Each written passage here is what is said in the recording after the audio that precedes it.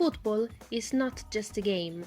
It is also a productive sector that employs many people, a sector in which huge amounts of money are circulating.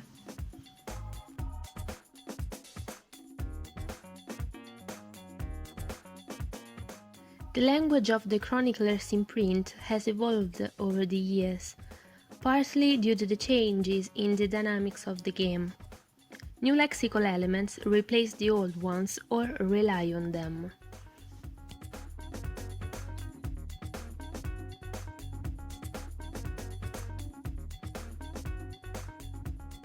The stylistic procedures, such as hyperbole and metaphor, aspire more and more to exalt what happens in the field and to decant the deeds of the protagonists.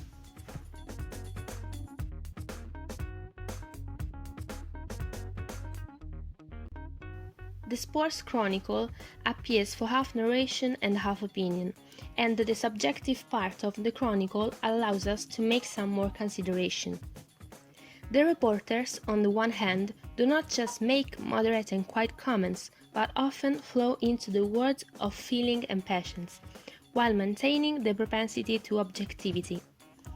On the other hand, reporters are primarily passionate and, in most cases, fans of one of the existing teams. Therefore, they know the results, the relevant data, and everything that revolves around the football game. The Football Chronicle revolves around fixed concepts that are needed in almost every article of the genre.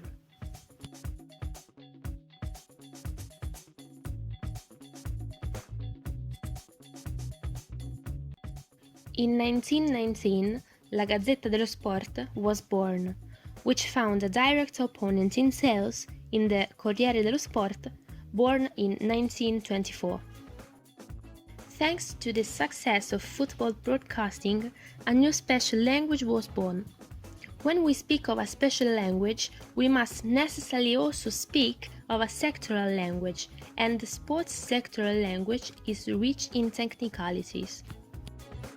Among the various sectoral languages, the language of football is somewhat underestimated but flourishing and rich in expressions, neologisms, and loans. Many idioms that have become part of everyday language have their origins in the football or sport lexicon. This is a language that undergoes a constant change as it is enriched and inspired by other areas. The need to use technical terms stems from the need to clearly indicate actions, events, and situations that are often unrelated to everyday language. In addition to technical slang closely linked to game tactics, many football expressions refer to unique events in football history. Recently, there has been an increase in the use of dialects in football supporters' halls, especially with the display of banners in dialect, which highlights a recuperation for the purpose of claiming identity. The football of the pioneers is rich in Anglicism, because in Italian language there were some linguistic deficiencies. Anglicisms are not always translatable with the exact term in Italian. In these cases, we speak of loans of necessity.